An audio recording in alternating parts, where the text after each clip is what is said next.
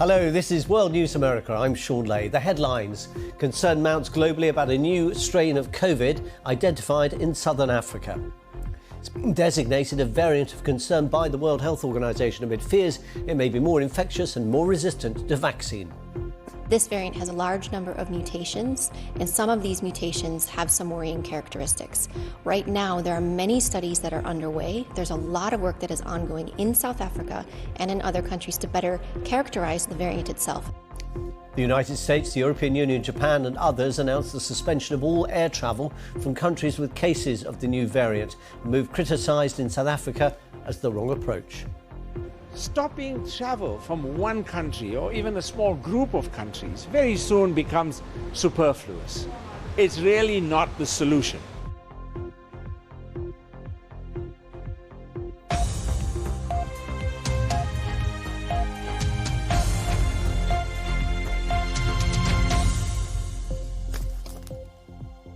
Hello, I'm Shaun Ley. Welcome to BBC News, World News America. It's good to have your company. Now, the first image of one of the 27 people who drowned in the English Channel this week, 24-year-old Mariam Mohammed Amin from Kurdistan, has been released.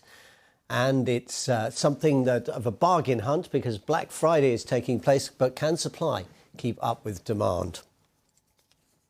Now, for all of you watching on PBS and around the globe, welcome to World News America. We start with growing concern over the emergence of a new strain of COVID-19 in southern Africa. The World Health Organization classified it as a variant of concern Friday and gave it the Greek name Omicron. There are fears the highly mutated variant might be more transmissible and that vaccines may be less effective against it. It's been circulating in South Africa for several days now, and today officials in Belgium said they discovered the first case in Europe.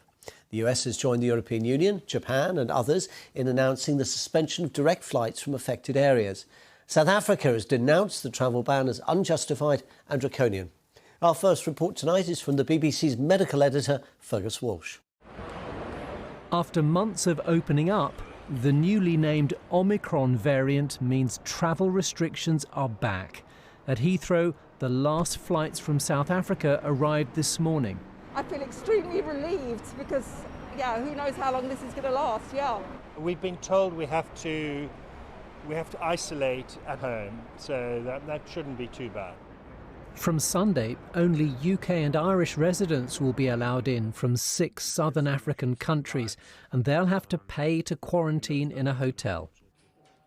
The travel restrictions mean Catherine will miss her niece's wedding in South Africa. And it's devastating. They've held back this wedding for 2 years for us, so we were all going to be together, which is really important. And literally, we were off, on the 9th, and now we're not. Madam Deputy Speaker. The Health Secretary said the new variant may pose a substantial risk to public health, so the restrictions were necessary. I want to reassure this House that there are no detected cases of this variant in the UK at this time. But this new variant is of huge international concern. Several coronavirus mutations have already made the COVID pandemic worse.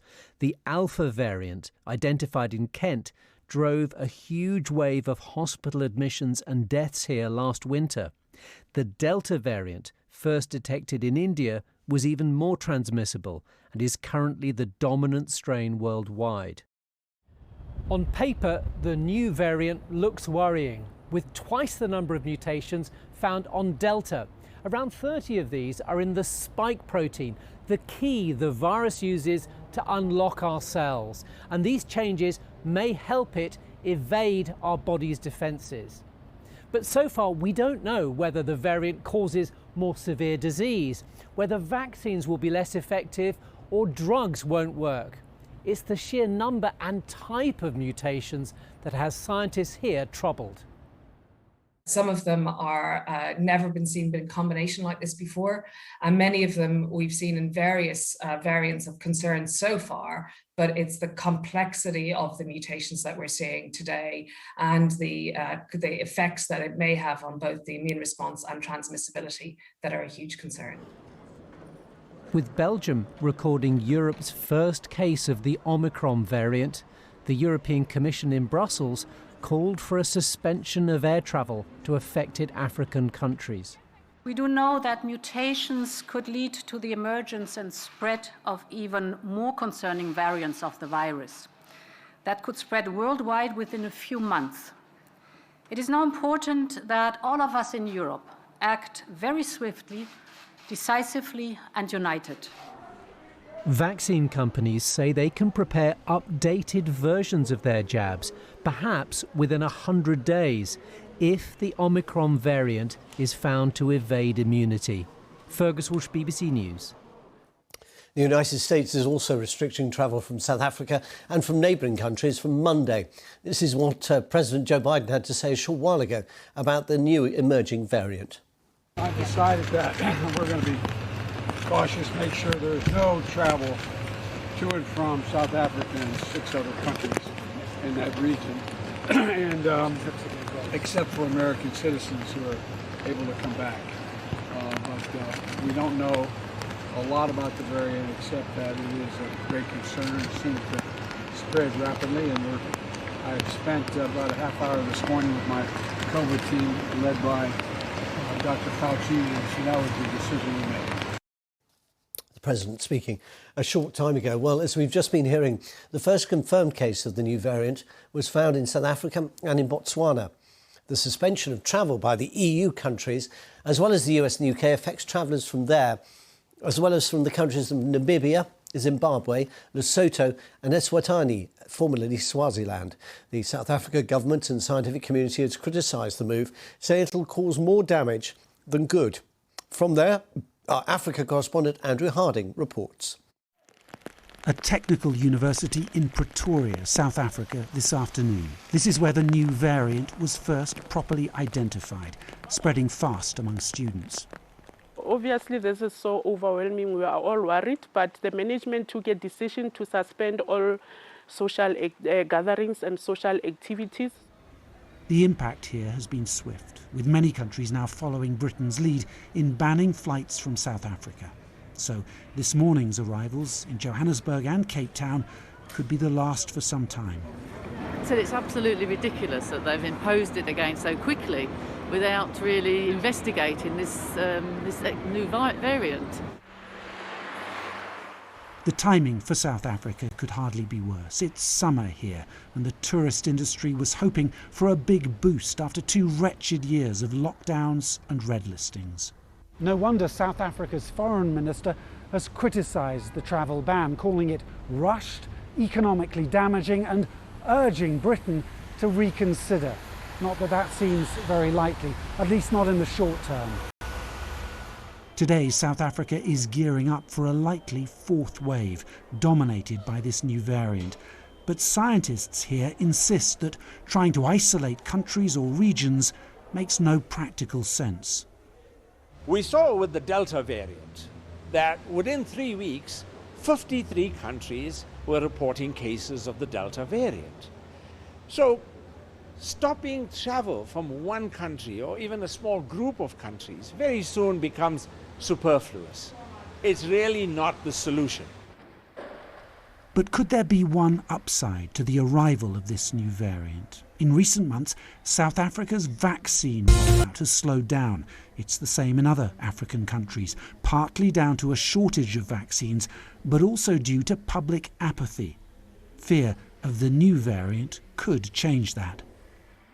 Hopefully we get past the stage and you're vaccinated? I'm vaccinated, yeah, so hopefully I'll be safe. For now, the focus is on this South African laboratory and the scientists furiously trying to unlock the secrets of the virus's new mutations. Andrew Harding, BBC News, Johannesburg. Well, earlier I spoke to Dr. Catherine Smallwood. She's Senior Emergencies Officer and COVID-19 Incident Manager at the World Health Organization. On the line from Copenhagen, where she joined me, I asked her what work had been going on since the 9th of November, when the first variant specimen was found. As you say, it's only a couple of weeks ago that this variant really emerged on the picture. And since then, it was only actually a few days ago that it was first put on the open access sequence platforms that virus sequences are shared with for scientists to look at. So it's really this week that this has really come to our attention at the international level. And there's a lot of work already going on, a lot of information being shared, especially from our South African colleagues. And I think that is something that we really have to recognize, the openness, the transparency, and the meaningfulness of sharing this information will have a global implication. Catching this early has been important. As all countries have found, and some have learned this to their cost, when perhaps certain countries have not been as open about information, not just of new variants, but for instance, case numbers. And then in the end, they've paid a heavy price, sometimes for not being, but also in this case, sometimes for being very candid. In terms of the information that's been supplied, what are the concerns about this variant? What is it that's making people go, hang on a minute, because there have been lots of mini variations. Why is this bad enough to be given its own name and for people to be so anxious about? That's right. It's particularly worrying because based on its mutation profile, it looks quite different and significantly different. It has 32 mutations around the spike protein. So that's the area of the virus that is really important in the way it transmits and enters our cells when it infects us. And some of these mutations we know about because we've seen them in other variants, but other mutations are totally new. And it's this constellation of mutations that we don't really understand very well yet.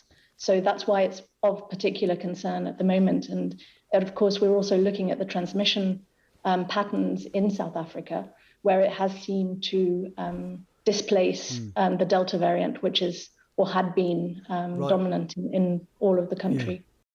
Dr. Catherine Smallwood, concern about the new variant has triggered steep falls on the financial markets, wiping billions of dollars off the value of the world's biggest companies. In New York, the Dow Jones closed down 2.5%. In London, the FTSE 100 share slipped 3.5% or 3.6%. It's the most significant decline in more than a year. There were bigger falls in Europe, with the DAX in Germany falling by over 4%.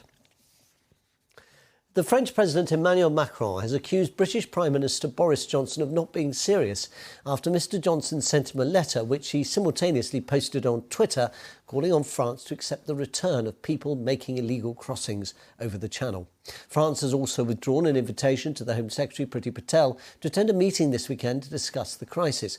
It follows the death of 27 people who drowned on Wednesday trying to reach the UK. Lucy Williamson reports from Calais. The road between Paris and London is getting colder. The political distance a little wider each day. Here in the migrant camps, caught between the two governments, they know what it takes to bridge the Channel and what the risks are if you fail. 2 days ago, a boat capsized, killing 27 people. Tonight, the first victim was named as 24-year-old Mariam Nouri Mohammed Amin, from Iraqi Kurdistan. Her fiancé said he was messaging her as the dinghy began to lose air. Her father, mourning her death in Erbil in northern Iraq, spoke to the BBC. From Germany she went to France, and in France she got into this slaughterhouse. The whole world talks about Europe as a place that is calm, that is pleasant. Is this what calm means? Around 30 people dying in the middle of the sea. This is a sin to put people through this. This tragedy has put pressure on Paris and London to mend their rift over how to tackle the Channel crossings. Macron says you aren't serious. Is he right, Prime Minister? Meeting the Polish Prime Minister today, Mr Johnson said cooperation between European partners was the way to solve the migrant crisis.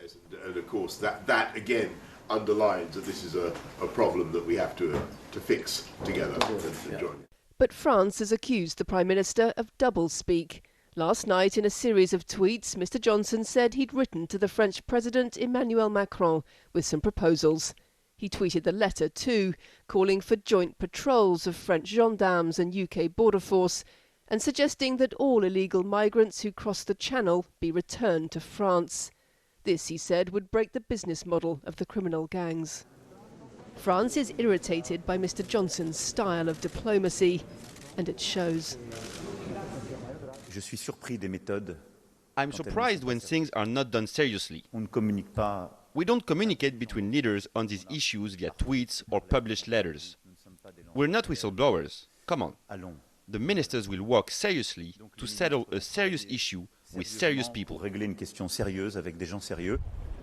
tensions between France and the UK, built up over a range of issues, are becoming increasingly public. The Home Secretary, Priti Patel, was due here in Calais this weekend to discuss migration. But since Mr Johnson's tweets last night, she's been disinvited, though UK officials are in Paris today to discuss the issue.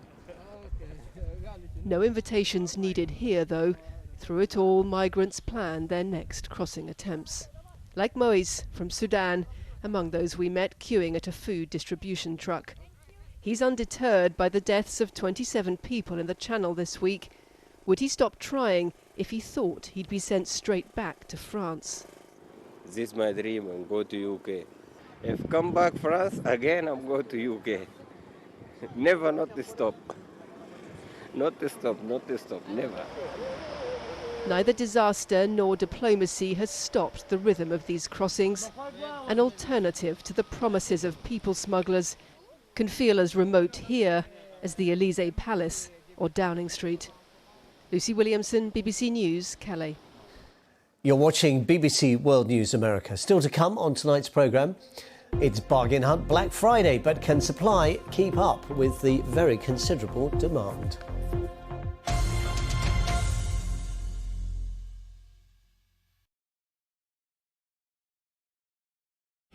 Check this out. It hasn't been such a long time since people first started shopping online, and it was easy to keep up with the clicks. Little by little by little by more, the clicks added up to be more than the stores, and e-tailers worked harder than ever before because they had to keep up with the clicks. No time for borders, got to stay in control, to stay in the flow and continue to grow. But we'll help you keep up with the clicks. There are places of change, places of transformation, places where moments of inspiration changed the world. The kind of place Oxygen will be. An open book for pivotal moments in history. A place where, if you have a dream, you'll find everything you need to make it happen and nothing to stand in your way. This is the place where ideas can change the world. This is Oxygen.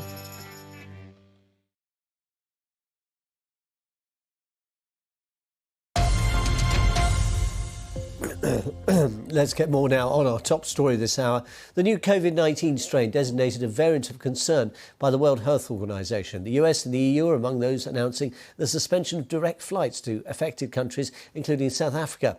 Its Tourism Minister, Lindy Sisulu, spoke to me earlier, and she gave me her view on the global reaction to the emergence of the new Omicron variant. It is a tough day and a very disappointing day for us because we've been here before. And we thought we'd worked our way out of the red list. But unfortunately, we find ourselves back in again. Do you understand the circumstances in which countries like the UK, the European Union, and now in the last few minutes, the United States have imposed these bans? Well, I understand how you perceive Africa as just one mess of land somewhere very far away. But we in South Africa have a very similar system to yours. We have a group of scientists who study the trends around the world, who study the mutation of the virus and advise us on a regular basis. And they discovered that in Botswana, which is a next door neighbor, there was a variant that was mutating faster than we had thought, and they thought to alert the government. How we get involved in it is a matter that concerns us very much because we've had very good relations with our High Commissioner here, and he helped us get through the red list the first time. There was no consultation.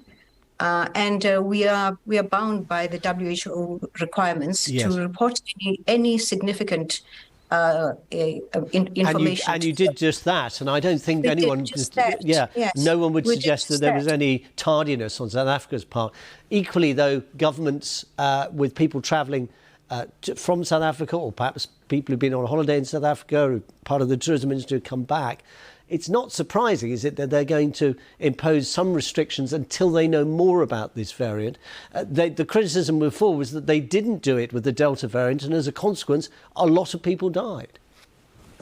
Well, they did put put us on the red list with the Delta virus. No, I was thinking more with India, where it was first identified. There was a lot of criticism.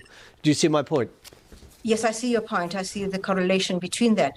However, we've had very good relations, and we would have expected that there would be a continuation of an inquiry about this matter, because we're caught between the dictates of what the situation would require we do, which is report when we find something that is as dangerous as this one is. The England and Wales Cricket Board has published a 12-point game-wide action plan to tackle racism and all forms of discrimination in the game. It follows Azim Rafiq's testimony to British MPs earlier this month about the abuse he suffered at Yorkshire County Cricket Club. Our sports correspondent Laura Scott told us more about the announcement.